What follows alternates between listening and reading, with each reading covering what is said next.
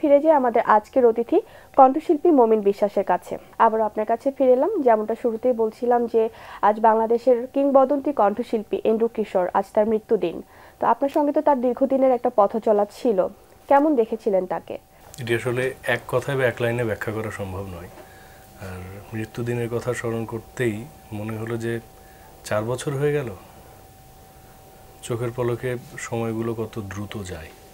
মনে হলো এই তো সেদিন দাদার সাথে কথা হলো, অনেক কিছু। আজকে দাদা নেই, 4 বছর হয়ে গেল। আসলে একজন সঙ্গীত শিল্পী এন্ড্রু কিশোর সম্পর্কে বলার দুঃসাহস আমার নেই, কারণ তিনি সঙ্গীতের বিশাল মহাসমুদ্রের মতো। আর আমি সেই তুলনায় সেই সমুদ্রের তলানিতে বাস করার নগণ্য কীটপতঙ্গ মাত্র। তবে ব্যক্তি এন্ড্রু কিশোর সম্পর্কে আমি বেশ কিছু অভিজ্ঞতা শেয়ার করতে পারি। কারণ ব্যক্তি এন্ড্রু কিশোরকে যেভাবে দেখেছি, বিশাল হৃদয়, বিশাল মনের একজন মানুষ তিনি ছিলেন। এবং সত্যি কথা বলতে ভীষণ সহজ সরল মনের একজন মানুষ ছিলেন তিনি। সবাইকে যেমন কোঅপারেট করতেন, সহযোগিতা করতেন। বিশেষ করে আমাদের এই সেক্টরে যে বিষয়টা খুব কম দেখা যায়, যে একজন আরেকজনকে অ্যাপ্রিসিয়েট করা বা উৎসাহ দেওয়ার বিষয়টি, সেটি ওনার মধ্যে ছিল। তিনি নতুন, পুরনো বা বিশেষ করে যারা নতুন গান লিখছেন, সুর করছেন বা গাইছেন, তাদেরকে ভীষণভাবে উৎসাহ দিতেন, অনুপ্রেরণা যোগাতেন। এবং আমি মনে করি শিল্পী এন্ড্রু কিশোরের চেয়ে ব্যক্তি এন্ড্রু কিশোর আরও অনেক উপরে। আমরা এন্ড্রু কিশোরকে নিয়ে আরো অনেক কথা বলবো, কিন্তু এই মুহূর্তে আসলে এন্ড্রু কিশোরেরই একটা গান আপনার কণ্ঠে শুনতে চাচ্ছি। কোন গানটি শোনাবেন? গাইছি নয়নের আলো সিনেমা থেকে, শ্রদ্ধেয় আহমেদ ইমতিয়াজ বুলবুল ভাই, ওনার লেখা এবং সুর করা। কোনো দিন এই কণ্ঠ যদি কখনো থেমে যায়, সেই দিন যেন মরণ এসে আমাকেও নিয়ে যায়। এই গানই আমার জীবন মরণ, গানই যেন প্রাণ। আমার বাবার মুখে প্রথম যেদিন শুনেছিলাম গান, সেদিন থেকে গানই জীবন, গানই আমার প্রাণ। আমার মায়ের আদেশ, বাবার মতো গাইতে হবে গান, সেদিন থেকে গানই জীবন, গানই আমার প্রাণ। চমৎকার। এন্ড্রু কিশোরকে তো আসলে প্লেব্যাকের সম্রাটও বলা হয়ে থাকে, তো এই বিষয়টা নিয়ে যদি একটু বলতেন। এই প্রশ্নের উত্তর আসলে যারা সঙ্গীত বোদ্ধা বা বিশারদ আছেন তারাই ভালো দিতে পারবেন কেন বলা হয়ে থাকে। তবে তার একজন ক্ষুদ্র ভক্ত হিসেবে আমার যেটি মনে হয় যে শিল্পী প্রায় 15,000-এর কাছাকাছি গান গেয়েছেন সিনেমায়, এবং সেই সাদা কালো যুগ থেকে শুরু করে একদম আধুনিক যুগ পর্যন্ত যত সিনেমার পাত্রপাত্রীরা এসছে, প্রত্যেকের লিপে অবলীলায় তার কণ্ঠটা মানিয়ে যেত। এই জন্যই বোধহয় সবার লিপে তার গানগুলো প্রশংসিত হতো, জনপ্রিয়তা পেত। বোধহয় এই কারণে তাকে প্লেব্যাক সম্রাট বলা হয়। ওনার গায়কী এবং ওনার গায়কীর নাটকীয়তা, এটি অন্যান্য প্লেব্যাক শিল্পীদের চেয়ে আলাদা ছিল, এবং এই কারণেই তাকে বোধহয় একটু আলাদা করা যেত। একদম তাই। কিন্তু 6 বছর বয়স থেকে সঙ্গীতের উপর তালিম নিয়েছেন, এবং তার যে সঙ্গীত সাধনার যে দীর্ঘতম পথ চলা, এটা আসলে এখনকার শিল্পীদের মধ্যে সেই ধারাটা কতখানি দেখতে পান? খুব কম। এই কারণে একজন এন্ড্রু কিশোর যখন ছোটবেলা থেকে গান শিখছেন, শিখে শিখে তৈরি হয়ে তারপরে আসা, এবং তিনি যখন এন্ড্রু কিশোর হয়ে গেলেন, তখনও কিন্তু তার শেখার সেই জায়গাটা থেমে যায়নি, এবং চর্চার সেই জায়গাটা সেটি অব্যাহত ছিল। এবং সবচেয়ে বড় কথা হলো যে আমাদের মধ্যে যে প্রবণতা এখন কাজ করে, আমরা আসলে চর্চা বা প্র্যাকটিসটা করতে একটু কেমন জানি বোধ করি, কিন্তু উনি ওনার শেষ মুহূর্ত পর্যন্ত প্রতিটা দিন, এমন কোনো দিন নেই যেদিন উনি চর্চা করতেন না বা রেয়াজ করতেন না।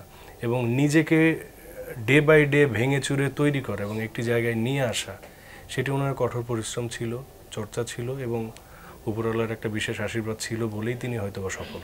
তিনি ছোটবেলা থেকে আমরা যেটা জানি যে রবীন্দ্রসঙ্গীত, নজরুল সঙ্গীত, ইভেন তিনি লোকসঙ্গীতের উপরেও তালিম নিয়েছিলেন, কিন্তু আমরা আসলে তাকে বেশিরভাগই দেখেছি যে আধুনিক গানের দিকপাল হিসেবে তাকে পেয়েছি আমরা। এটা একটু যদি বলতেন। এই ব্যাপারটা হলো কি যে উনি যখন গান শিখতেন ওস্তাদ আব্দুল আজিজ বাচ্চু সাহেবের কাছে রাজশাহীতে, তো বাচ্চু কাকা চাইতেন উনি ক্লাসিক্যাল আর্টিস্ট হয়ে উঠুক, সেটি চাইতেন। কিন্তু আস্তে আস্তে আস্তে আস্তে দাদার আধুনিক গানের দিকে আকর্ষণ বা আগ্রহটা বাড়তে থাকে। পরবর্তীতে সেইভাবে ওনার এই সেক্টরে আসা, কিন্তু ওই যে ছোটবেলায় শিখেছিলেন ওই চর্চাটা ছিল, সেটি পরিণত বয়সে তাকে আরো বেশি শাণিত করেছে। আপনি তো খুব কাছ থেকে তাকে দেখার সুযোগ হয়েছিল, তার সাথে নিশ্চয়ই কাজেরও সুযোগ হয়েছে। যদি আপনার ব্যক্তিগত কোনো অভিজ্ঞতার কথা বলতেন। আমি আসলে যতটুকু শেখার সুযোগ পেয়েছি, আমার আসলে সঙ্গীত জীবনটা শুরু হয় তার হাত ধরেই। রাজশাহীতে তিনি আমাকে প্রথম ওস্তাদ কাজী মন্টু সাহেবের কাছে গান শেখার পরামর্শ দিয়েছিলেন এবং সেখানে শিখতে শুরু করি। কিন্তু তার কাছে শিখলেও কি শিখছি, কিভাবে শিখছি, সব কিছু তিনি তদারক করতেন। এবং পরবর্তীতে যখন আমিও একবারে গান বাজনার প্রতি পুরোপুরি মনোনিবেশ করে ফেললাম, তখন তার কাছে অনেকদিন শেখার সুযোগ পেয়েছি। অনেক বিষয় তিনি দেখাতেন, ধরে ধরে শেখাতেন। সঙ্গীতের গুরু হিসেবে আপনি তাকে পেয়েছিলেন। এখানে আমার একটি বক্তব্য আছে। বক্তব্যটা হলো, আমি হয়তোবা তার সান্নিধ্যে বা তার কাছে কিছু শেখার সুযোগ পেয়েছি, সেদিক থেকে আমি ভাগ্যবান। কিন্তু তিনি অসংখ্য অনুরাগী, অসংখ্য ভক্তকুল, অসংখ্য শিষ্যকুল তৈরি করে গেছেন, যারা হয়তোবা তাকে কোনোদিন সশরীরে দেখেননি, কিন্তু তার গান শুনে গানের প্রতি আগ্রহ তৈরি হয়েছে, গান শিখতে চেয়েছে, শিল্পী হতে চেয়েছে, এমন শিল্পীর সংখ্যা অনেক। তাহলে তো তিনি তাদেরও গুরু নিশ্চয়ই। সেদিক থেকে হয়তো আমি ভাগ্যবান যে তার সান্নিধ্যে আমার শেখার সুযোগ হয়েছে। কিন্তু তিনি একটি প্রজন্ম তৈরি করে গেছেন যারা গানকে ভালোবেসেছে এবং যারা প্রত্যেকেই হয়তো বা এন্ড্রু কিশোর হতে চেয়েছে। আপনার সাথে একদম প্রথম এন্ড্রু কিশোরের সাথে দেখা যখন হয়েছিল, তখনকার কথা মনে আছে কি? ছোটবেলায় রেডিওর গান শুনে গানের প্রতি আমার আগ্রহ তৈরি হয় এবং রেডিওতে ম্যাক্সিমাম সময় তার গানগুলোই বাজতো এবং সেইভাবে গানের প্রতি আগ্রহ তৈরি হয়। কিন্তু তাকে তার আগ পর্যন্ত কোথাও দেখিনি, কারণ তিনি খুব বেশি প্রচারের আলোয় আসতেন না। তখন এত বেশি মাধ্যম বা প্রচারের মাধ্যম এত কিছু ছিল না। রাজশাহীতে একটি অনুষ্ঠানে কাকতালীয়ভাবে আমি তারই গান করছিলাম, সেখানে তিনি বসা ছিলেন, আমি জানতাম না। গান গাইলাম, গান গেয়ে নেমে যাচ্ছি, তখন তিনি ডাকলেন, হ্যাঁ ছেলে এদিকে আসো, এদিকে আসো, গান শেখো, গান শেখো। আমি বললাম না, শিখি না। শিখবা? বললো হ্যাঁ, কিন্তু আপনি কে? ছোট মানুষ, তখনও চিনতে পারছিলেন না। আচ্ছা, ছোট মানুষ, অবুঝ মনে জিজ্ঞেস করছে আপনি কে। ভেবেছিলাম ছেলে ধরা বা অন্য কিছু কিনা। হ্যাঁ, ভয় পাচ্ছিলাম, ছোট মানুষ তো, আর গ্রাম থেকে কেবল মফস্বল শহরে এসেছি। তখন উনি পরিচয় দিলেন না, হাসলেন, দাদার হাসিটা এখনো লেগে আছে চোখের সামনে। হাসলেন, হাসার পরে আস্তে আস্তে তখন পরামর্শ দিলেন যে তোমার যে কণ্ঠ, তোমার মনে হয় মডার্ন গানই শেখা উচিত। তো রাজশাহীতে আমার এক ছোট ভাই আছে, কাজী মন্টু নাম, আমরা একে ওস্তাদের কাছে গান শিখতাম, তুমি এখানে শেখা শুরু করো। তখন বললেন এটা। তো সেভাবে শুরু হলো এবং সেটি প্রথম দেখা তার সাথে। এরপরে যত সময় গড়িয়েছে তত কাছে আসা, সেই তুমি সম্বোধনটা পরিবর্তন হয়ে তুইতে আসা, ফাইনালি সেই স্নেহটা নিয়েই পথ চলা। আসলে এই পর্যায়ে এসে এন্ড্রু কিশোরের আরেকটি গান শুনতে ইচ্ছা করছে, কোন গানটি এখন শোনাতে চান? এই গানটি আমার ভীষণ প্রিয় গান, কারণ এখন উনি নেই বলে হয়তো বা গানের কথাগুলো অনেকটা মিলে যায় আমার সাথে।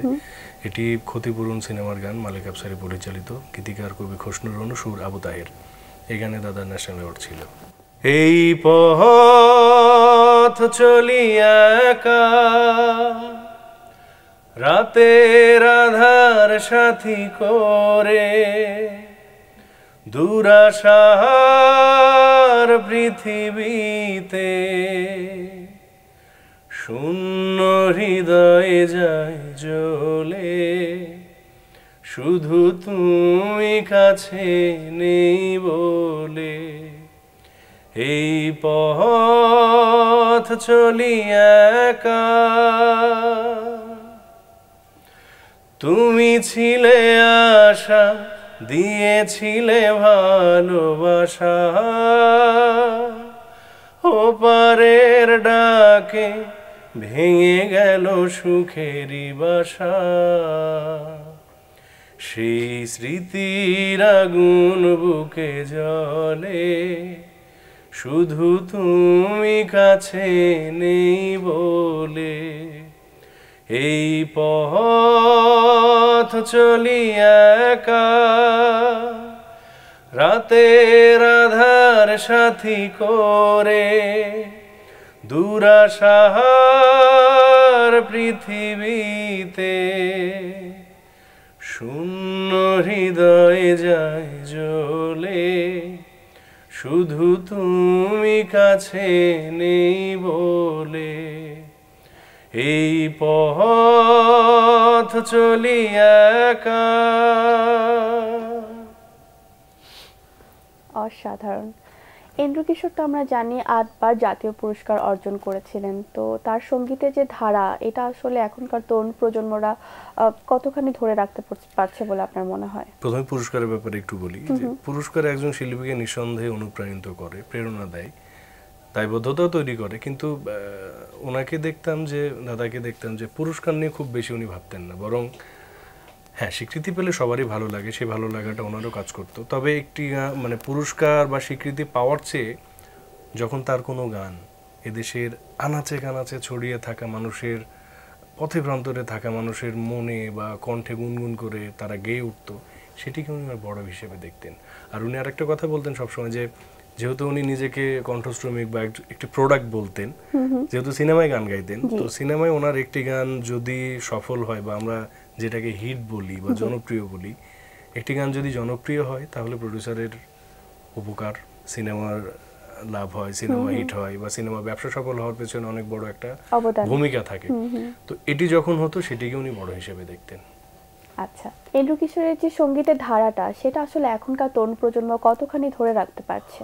চেষ্টা করছে তো অনেকে, অনেকে তার গান গাইছে, এখনো অনেক মাধ্যমে গাইছে এবং প্রতিনিয়ত তার গানগুলো, আমি মনে করি এভাবেই একজন শিল্পীও যেমন বেঁচে থাকে, গানগুলো বেঁচে থাকে। একটু আগে যেটা বলছিলাম যে তিনি একটি প্রজন্ম তৈরি করেছেন, যেই প্রজন্মগুলো তার গান গাওয়ার চেষ্টা করছি আমরা অনেকেই, সেই প্রজন্ম থেকে প্রজন্ম এভাবেই তার গানগুলো বেঁচে থাকবে। ওনার তো আসলে সঙ্গীত ইন্ডাস্ট্রিতে ওনার অনেক অবদান রয়েছে আমরা জানি। তো কোনো আক্ষেপের কথা কি কখনো তিনি বলেছিলেন, শেয়ার করেছিলেন যে আসলে সঙ্গীত নিয়ে উনি এরকমটা ভাবছেন কিন্তু হচ্ছে না, এরকম কিছু ছিল কিনা? এটি আসলে একান্তই তার নিজের উপলব্ধির বিষয়। তো তবে আমি যতটুকু তাকে দেখেছি কখনো আক্ষেপ করতে দেখিনি কোনো কিছু নিয়ে। কি স্বপ্ন দেখতেন, বা তরুণ প্রজন্ম যারা গান করছে তাদেরকে নিয়ে তার ভাবনা কেমন ছিল? সঙ্গীত নিয়ে তার পরিকল্পনা খুব বেশি যে ছিল বিষয়টি তিনি ভালো বলতে পারবেন, তবে আমি যতটুকু দেখেছি না ততটা খুব বেশি স্বপ্নের জায়গা বোধহয় ছিল না। যে তবে হ্যাঁ, এটি যেটি উনি চাইতেন যে একটি প্রজন্ম যেহেতু তৈরি হয়েছে, একটি প্রজন্ম আছে, সেই প্রজন্ম বাংলা গানকে একটি জায়গায় নিয়ে যাবে, সেটি উনি চিন্তা করতেন, ভাবতেন। আমরাও আসলে আজকের এই দিনে এন্ড্রু কিশোরকে গভীর শ্রদ্ধা ভরে স্মরণ করছি। আসলে এন্ড্রু কিশোরকে নিয়ে কথা বলা শুরু করতে গেলে এত অল্প সময় শেষ হবে না, কিন্তু আমাদের অনুষ্ঠানটি যেহেতু একদমই খুবই স্বল্প পরিসরে করা হয়েছে, আমরা কথা বলতে বলতে অনুষ্ঠানের একদম শেষ পর্যায়ে চলে এসেছি। তো আমরা অনুষ্ঠানটি আজকে শেষ করব এন্ড্রু কিশোরেরই একটি গান আপনার কণ্ঠে শুনতে শুনতে, কিন্তু তার আগে আমি আমার দর্শকের কাছ থেকে বিদায় নিয়ে আসছি। প্রিয় দর্শক, এতক্ষণ কথা হচ্ছিল অতিথির সঙ্গে। এবার সময় হলো বিদায় নেবার। আমাদের অনুষ্ঠান সম্পর্কে আপনার যে কোনো মতামত ও পরামর্শ জানাতে লিখুন এই ঠিকানায়। প্রযোজক দিন প্রতিদিন Banglavision, note tower, 110 বীরত্তম, CR Dutta road, Dhaka 1205। Phone 96320303 আমাদের ইমেল অ্যাড্রেস dinprotidin@banglavision.tv। তিব্বতী ধর্মীয় নেতা দালাই লামার একটি উক্তি বলে বিদায় নেব আজ। তিনি বলেছেন, সুখ এমনি এমনি আসে না, এটা মানুষের কাজের ফল। প্রিয় দর্শক, সবাই ভালো থাকুন, সুস্থ ও সুন্দর থাকুন। আজ সারাদিন সবার জন্য শুভ ও কল্যাণময় হোক। এবার গান। বাংলাভিশনের দর্শকদের অনেক অনেক ধন্যবাদ। কিংবদন্তিরা সশরীরে না থাকলেও তাদের কর্মের মাধ্যমে আমাদের অন্তরে সবসময় থাকেন। এন্ড্রু কিশোর তিনি হয়তো বা সশরীরে আমাদের মাঝে নেই, কিন্তু তার অস্তিত্ব, তার কর্ম, তার প্রতিটি কর্মের স্বাক্ষর তাকে অনন্তকাল বাঁচিয়ে রাখবে। বাংলাভিশনের দর্শকদের অনেক অনেক ধন্যবাদ। সেইখানে তোমাকে আমি রেখেছি কত না যতনে, আমার বুকে মধ্যেখানে, মন যেখানে, হৃদয় যেখানে, সেইখানে তোমাকে আমি রেখেছি কত না যতনে, তোমার বুকের মধ্যেখানে, মন যেখানে, হৃদয় যেখানে, সেইখানে আমাকেও রেখো আর কোথাও যাব না জীবনে, আমার বুকে মধ্যেখানে মন যেখানে, হৃদয় যেখানে, তোমায় নিয়ে নাও ভাসিয়ে যাবতে পান্ত, ভালোবাসার ঘর বানিয়ে অবদে শান্ত, তোমায় কত ভালোবাসি বোঝাবো বোঝাবো কেমনে, আমার বুকের মধ্যেখানে মন যেখানে, হৃদয় যেখানে।